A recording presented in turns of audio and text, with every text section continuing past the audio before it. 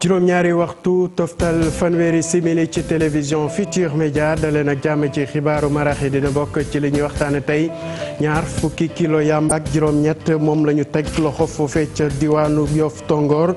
police bu Parcelles Assainies moo def li ni mel gannaaw bu ñu amee xibaar bi rek la ñu ubbi l'enquête ba jot a teg loxo ci yàmba boobe ci benn auberge bu nekk ca diwaan ba lépp lu ajuti itam ci njàng meek njàngale mi étudiants yi nekk ca université Thiès moom ñu ngi woon ca mbedd mi tey rek di ñaxtu ñoom li ñu bëgg ñu jàppale leen ubbil yeen restaurant yi nekk seen campus ndax nee nañ jamono ji dañu jànkoonte lay jafe-jafe rectorat bi di sàkku rek ñu taaxir lu tuuti ndaxte nee na dañu amoon tuuti jafe-jafe koppar wante fii ak fan yu néew dinañ ci indi safara. lu aju ci fichier électoral bi comité bi ñu taboon rek ngir muy saytu boobule kayit na nag liggéey bi yemb na te liñ ci gis dal na xel jamono jooje nag ñu ngi wax ci benn étude boo xam ne rek ay experts yu bàyyi ko bitim réew ñoo amal liggéey bi ñu gis na ñoom ñu ngi rafetlu liggéey bi ñu ci dot def donte sax am na dem rek loo xam ne foofu ñu xool ko aju ci numéro identification nationale ci yenn électeurs yi ci loolu sax ñu ngi xamal ne candidature wala dépôt candidature élection yi dinañ ko ubbi fukki fan bi ren jàpp weeru décembre jàpp ñaar fukki fan ak ñeent ci weeru février atum 2019 doomu Guinée yi dund fii ci Sénégal ñoom li ñu bëgg rek mooy jafe-jafe yi ñu nemeeku foofe ci Guinée Conakry dàkk ba tax ñu ngi yoon tamit ci tali bi tey rek di ñaxtu di sàkku ci askanu Guinée rawatina ci kilifa yi kenn ku nekk def sa kem kattan bu ko defee rek jàmm mën a delsi foofe ca diwaanu Guinée mbokk yi li mooy ponk yi boo leen taxeerloo tuuti ñu faram fàcce.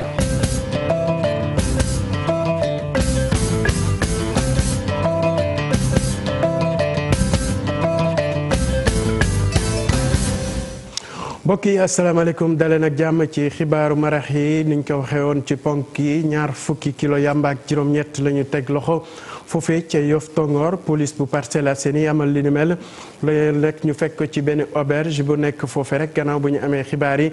ci la ñu ubbi ab enquête ba mën a teg loxo ci ñi nga xam ne rek dañu jàpp ne ñoom dañu laale ci boobu la mbir dañuy ànd ak commissaire Mariam Diaw bu police bu Parcelles Assainies ci micro Adiata la. ci guddi alxames jëm àjjuma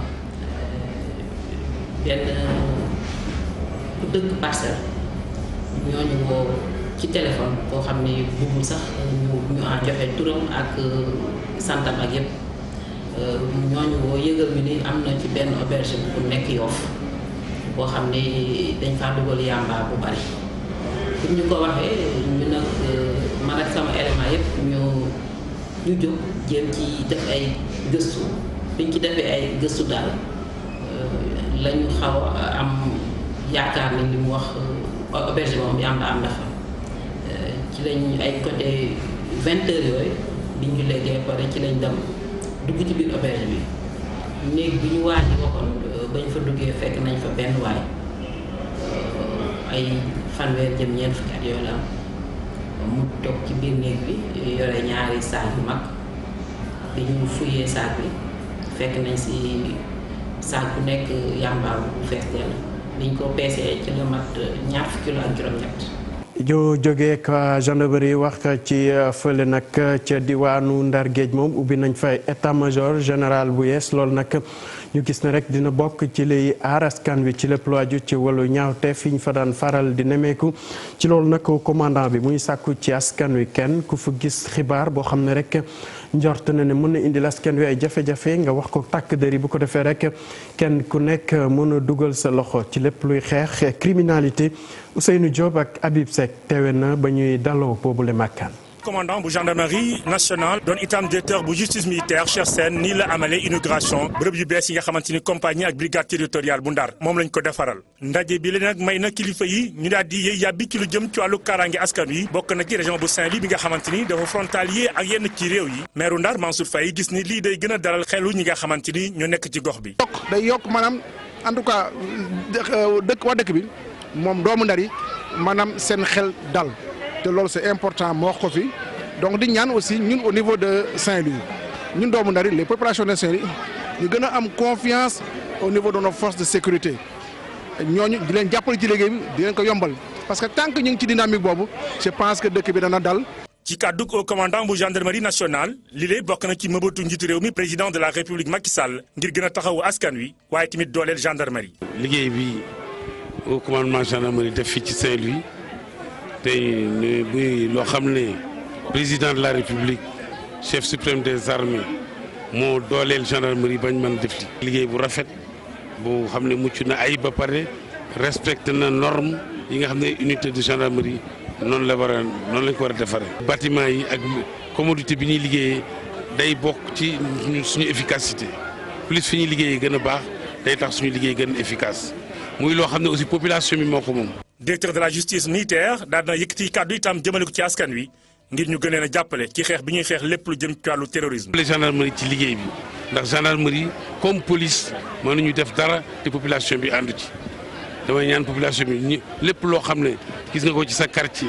mu insolite mu inhabituel nga ñëw wax ko dénoncé ko koo fa gis xamuloo ko ndax xamul leen ko mu nekk ci quartier bi ñu ñëw annoncé ko gendarmerie wala police. Ndar nag daloon na compagnie ak brigade territoriale bu bees lii nag di bokk ci li nga xamante ni day tax askan wi gën a am karange waaye tamit gën a dëgëral lépp lu jëm ci wàllu xeex lii di ñaawteef.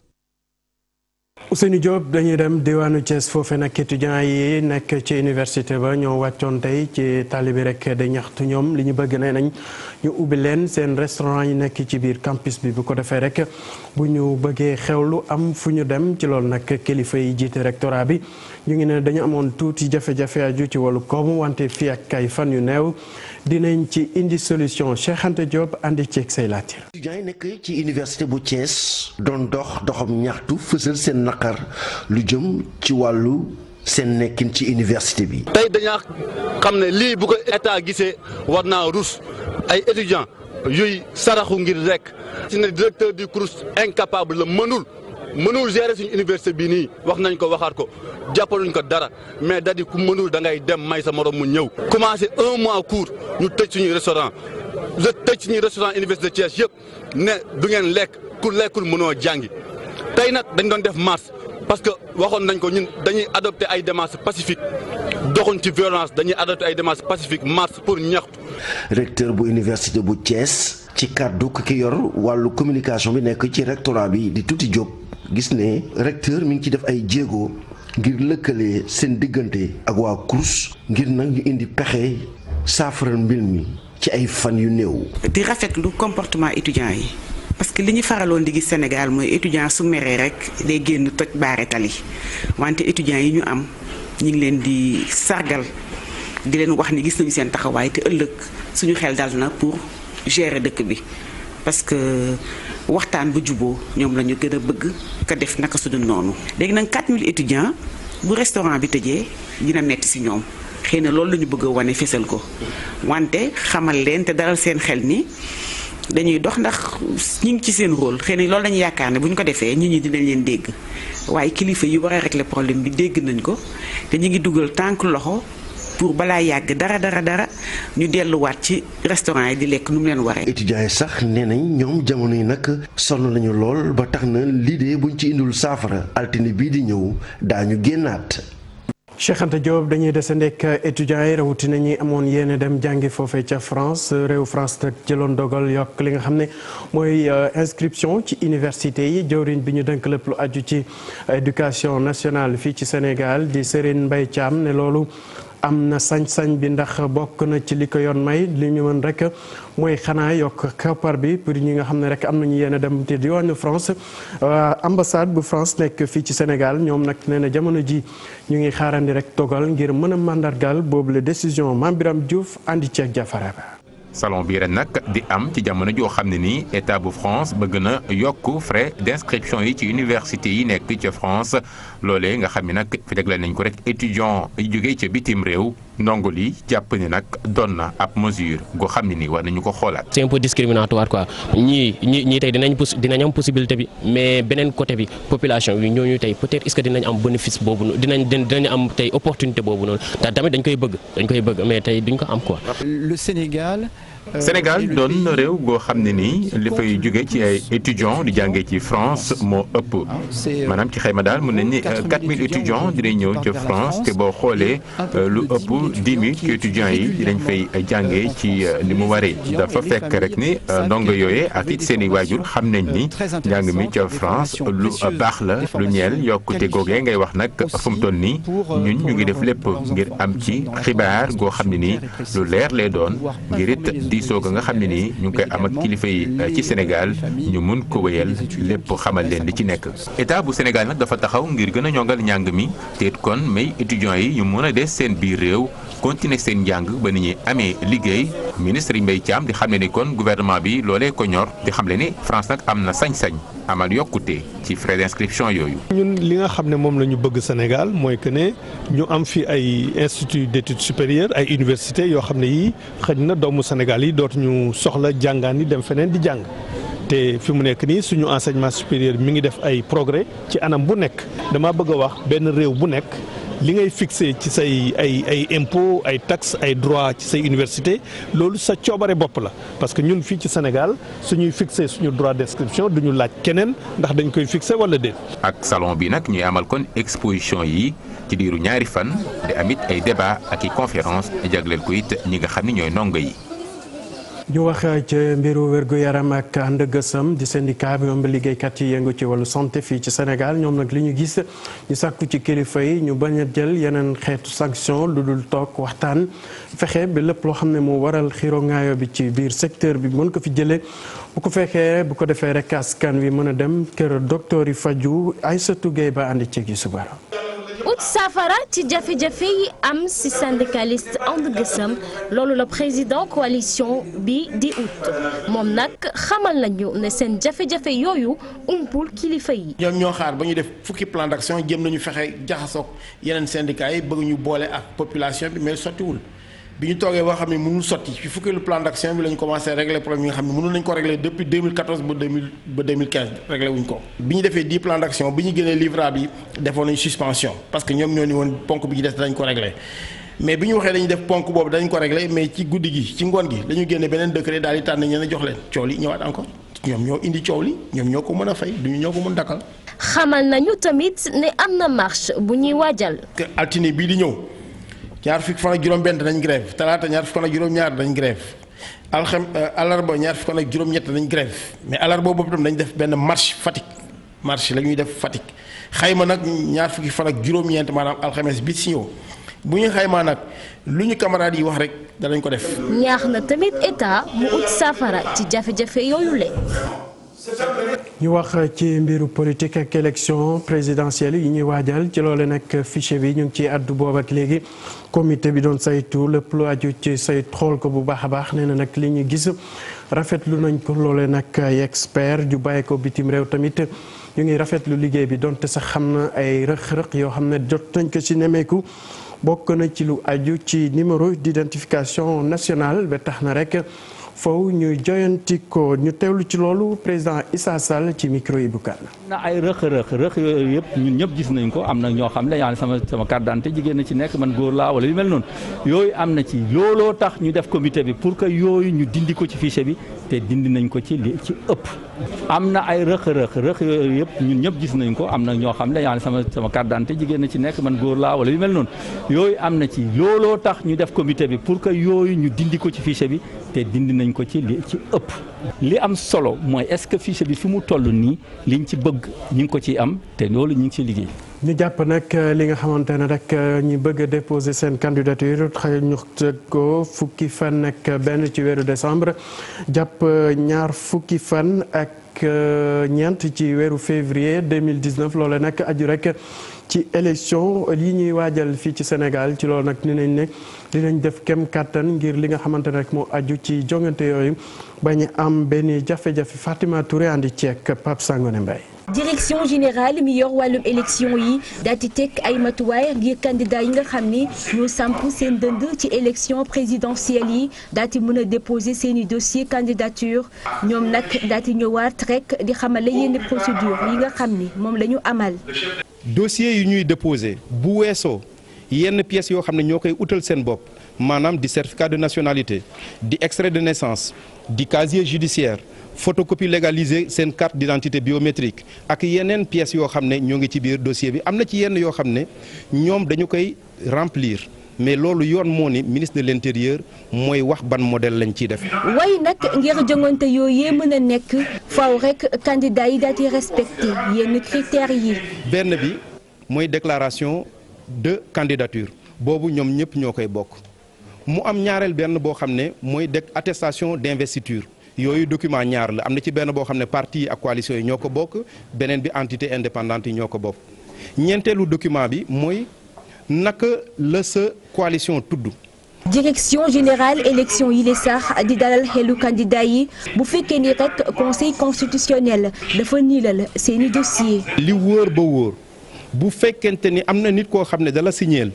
fekk mu signeel keneen. te conseil gis ne kooku jëkkoon naa signé nit dina ko dindi ci sa liste mais loolu yàqul sa parrainage danaan la may naa la ñaari fan ci ñaari fan yooyu nga dem uti ji leneen. ci noonu coordinateur PUR di rafetlu bu baax doxalinu direction bi léegi. explication yi leer na jox nañu document yëpp yi nga xam ne dinañu permettre ñu mun a déposer suñu candidature sans problème donc vraiment liggéey bi rafet na leer na voilà. dépôt candidature yi nag dina commencer ci fukki fan ak benn jàpp ñaar fukki fan ak juróom benn ci weeru décembre candidat yi nag am nañu 48 heures ngir rek daati xoolaat seeni dossier bu fekkee ni conseil constitutionnel def ko daati niilal. Fatima Touré dañu dem ba ca Tivaouane Diamniadio wax ci plateforme industrielle bi fa nguuru Sénégal taxawal ñu ne nag xayma nañ koppar biñ ci dugal ci $2.5 milliards ci suñu xaalis loolu may kër liggéeykaay yi mën a samp foofu bu ko defee tamit lépp lu aju ci wutal ndaw yi xëy ñu mën ci taxaw bu baax a baax. ñu ngi gis ne fii ak at yu yees sax ñu ngi xool ñetti ndaw yoo xamante ne rek dinañ mën a am ci lu ñu jàpp ci boobu la diwaan ñu teewlu njiitu réew mi ci micro Pape Farañi. première phase boo xam ne sama gouvernement moo ci dugal alalu Sénégal entièrement muy $20 milliards moom la ñu defaree lii ñuy ubbi tey waaye $20 milliards yooyu ak juróom déjà indi na ci investissement privé. lu toll noonu wala sax mu ëpp ko ci ay privé yi mu investir di jël ay ndaw ñuy liggéey di jël ay doomu réew mi waaye $20 milliards yooyu ak juróom andi na tey yeneen $50 milliards yoo xam ne réewu Chine décidé na pour mottali parc bi ci 58 hectares nga xam ne bu paree $20,000 ci doomu aadama dinañ fi liggéey dana nekk le parc industriel le plus moderne de l'Afrique loolu aussi dafay nekk luy indi liggéey ci biir askan wi ba nga xam ne xale yu jigéen ñi xale yu góor yi même ku ci amul njàng suñu la formé ci ay weer yu néew da nga mën a am loo suturloo loolu moo waral ñu def parc industriel. jëdal si waxaat ci parrainage yi kii nag di doomu Kaolack Baye Ciss ne am na $20,000 signature yoo xam ne rek ut na ko ci diwaanu Saloum loole nag jébal na ki nga xam ne mooy président bu assemblée nationale fas yéene taxaw rek ngir jàppale njiitu réew mi Macky Sall ci élection yi ñu dëgmal Kumba Amadlo àndoon ci ak Youssou Baro ñu teewlu ko. ñëwoon tey effectivement président Moustapha Niasse nga xam ne mooy délégué régional pour région de Kaolack moom le président Macky Sall teg foofu pour la collecte des parrainages donc mu invité woon ñu tey au niveau de l'Assemblée nationale pour suñu ay parrainages ñu ñëw jébbal ko ko. donc ñu collecté woon 21 000 parrainages. xam nga 21 000 mooy plus de 50% ñoom li ñu fixé seen objectif pour la commune de Kaolack. soo gisee donc mouvement car moom kenn rek romb na genn wàllu liñ doon xaar commune Kaolack donc mu rafetlu ko rafetlu suñu liggéey ci biir Kaolack sans tambour ni trompette amul coow amul wax donc te président Macky Sall loolu la soxla. kon soo doon xool tey ñun suñu defee plus de 51% li ci des yëpp ñëw yeneen dirigeants yi ku nekk indi sa wàll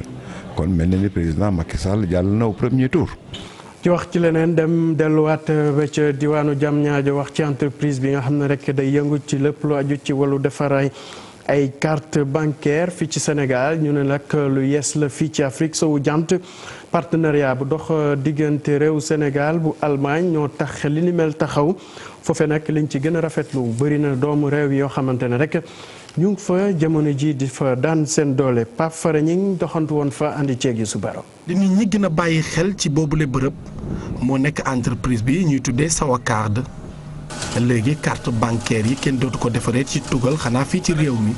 loolu di ko waral nag ab financement boo xam ne Allemagne def nañ ko ngir may doole bu baax wàllu numérique fii ci Sénégal. Sawacard est comme une start-up et donc ces groupes bancaires ont réussi aujourd'hui. Sawacard ab start-up la bancaire boo xam ne ñii di groupe bancaire ñoo def confiance daal di koy financer rawatina Allemagne yi ngir accompagner bu baax Sénégal yi ci esprit bi nga xam ne daan nañ koy am kon nag lii dafay développer bu baax a baax suñuy xalaat ak lu jëm ci wàllu numérique. Puissent essayer de développer leurs idées pour pouvoir accéder au financement. Ce sont des possibilités qui existent. laataa sax ñuy tàmbali seen liggéey ay commandes yu bëri gis nañ ko rawatina fii ci Afrique sowu jant. Avant même de démarrer, on a eu la chance d'avoir des commandes de cartes bancaires. Donc il y a des organisations interprofessionnelles en Côte d'Ivoire. laataa sax ñuy tàmbali ci la ñu am ay commandes ci mel ni ay Côte d'Ivoire ay organisation administrative yu nekk ca Ouagadougou ak yeneen i mbootaayu liggéeykaay lu ci mel ni waa UNACOIS bëri nañu ci loolu nag ci la ñu jox ñu dem defar ay carte bi di réew di leen ko jaay. Ces cartes étaient fabriquées à l'étranger. mu nekk bërëb boo xam ne day tax sénégalais yi am liggéey ndax ñu ëpp ñu fay daan seen doole doomu réew mi la. recruter nañ lu tolloog téeméer ak juróom fukk ci ay ndaw ci wàllu appel d'offre lañ ko daal di teg sélectionné ko lu toll ci 3500 nit ñoo ñëwoon ñu daal di amal entretien li nu mel daal di leen former ci lu toll ñetti weer daal di defaat seen mise à niveau partenaire technique nag daal ñuy jàppale ci ñaari weer tamit ñu gën leen a tàggat bu ko defee ñoom lépp li ñuy maîtriser ci tàmbali bi ba ci njeexintalu ni ñuy defaree carte yi ak liñ fiy liggéey. Sur la chaîne de production de A à Z. ay carte bancaire yoo xam ne defar nañ ko ci saase fi nga xam ne fa la ñu taxaw ngir wane seen gaawaay ak xarañte liggéey bi ñuy def ci bërëb boobu.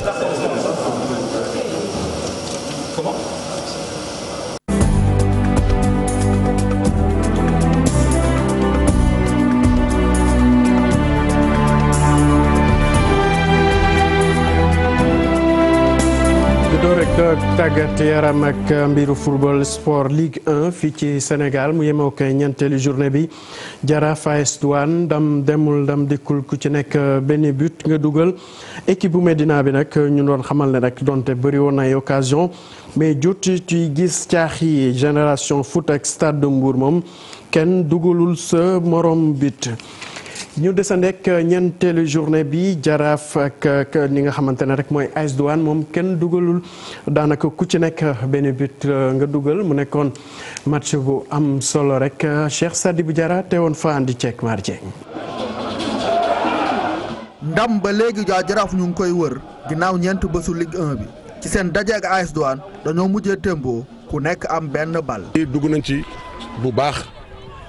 vraiment téye nañu bal bi football nañu def nañu li ñu war a def créé nañu autant d'occasion de but yàlla def na bu ñu demoon mi-temps avec 1 wala 2-0 ñëpp kenn du wax scandale ñëpp dañ koy d'accord waaye nag football moo demee noonu